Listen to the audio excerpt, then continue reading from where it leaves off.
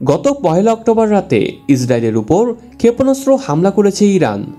ইসরায়েলের ভূখণ্ডে প্রায় 200টি ক্ষেপণাস্ত্র ছুড়েছে ইরান। তবে কি শুরু হয়ে গিয়েছে কুরআনে বর্ণিত সেই ইসরায়েলের পতন? তাহলে কি এটাই সেই তৃতীয় বিশ্বযুদ্ধ?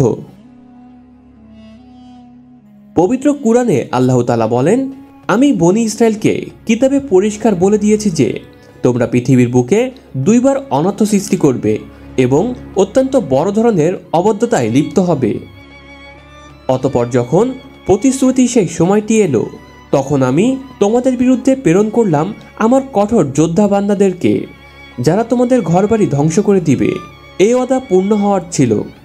অতঃপর আমি তোমাদের জন্য তাদের বিরুদ্ধে পালা ঘুরিয়ে দিলাম, তোমাদেরকে ধন সম্পদ ও পুত্র সন্তান দ্বারা সাহায্য করলাম এবং তোমাদেরকে জনসংখ্যার দিক দিয়ে একটা বিরাট বাহিনীতে পরিণত করলাম।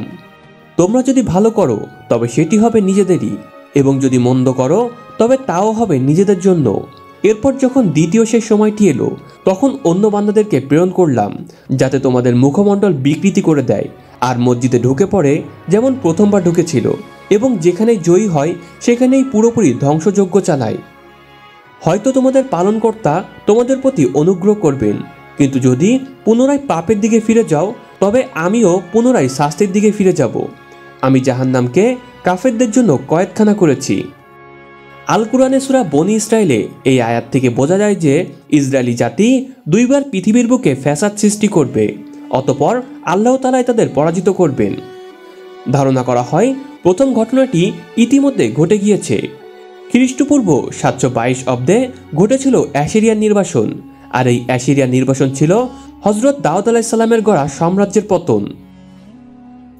এরপর আল্লাহ বলেন, যখন তারা পরাজিত হবে এবং তওবা করবে, তখন আল্লাহ আবারও তাদের শক্তি দিবেন, সম্পদ দিবেন, জনবল দিবেন। ইসরায়েলের প্রথম সাম্রাজ্যের পতনের পর কয়েক হাজার বছরের মধ্যে এই প্রথম সামরিক, রাজনৈতিক ও অর্থনৈতিকভাবে সবচেয়ে শক্তিশালী অবস্থানে রয়েছে বনী ইসরায়েলের জাতি, এবং তারা আবারও ফ্যাসাদ সৃষ্টি করছে। তবে আল্লাহ তাআলা কোরআনে তাদের স্পষ্টভাবে সতর্ক করে দিয়েছেন যে দ্বিতীয়বার শুধু তাদের পরাজিত করা হবে না, বরং অপমানও করা হবে। বর্তমানে মুসলমানদের সাথে এক অঘোষিত যুদ্ধে জড়িয়ে পড়েছে ইসরায়েল, আর হাদিসের বর্ণনা অনুযায়ী ইমাম মাহদীর আগমন ঘটবে এমনই এক বিশ্বযুদ্ধের সময়, আর তার নেতৃত্বেই মুসলিমরা জয়লাভ করবে। তবে সেই যুদ্ধটি হবে প্রচণ্ড ভয়াবহ। আব্দুল্লাহ ইবনে মাসুদ রাদিয়াল্লাহু তাআলা আনহু থেকে বর্ণিত, কিয়ামতের আগে যে যুদ্ধটি হবে তা এতটা ভয়াবহ হবে যা আগে কেউ দেখেনি। এমনকি আকাশে উড়তে থাকা পাখিও সেই যুদ্ধের প্রভাবে মরে ভূপাতিত হবে।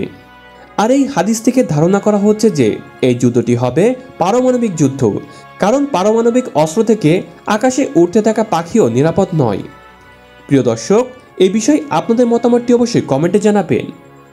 মোহাম্মদ নাসির, আইন বিডি নিউজ।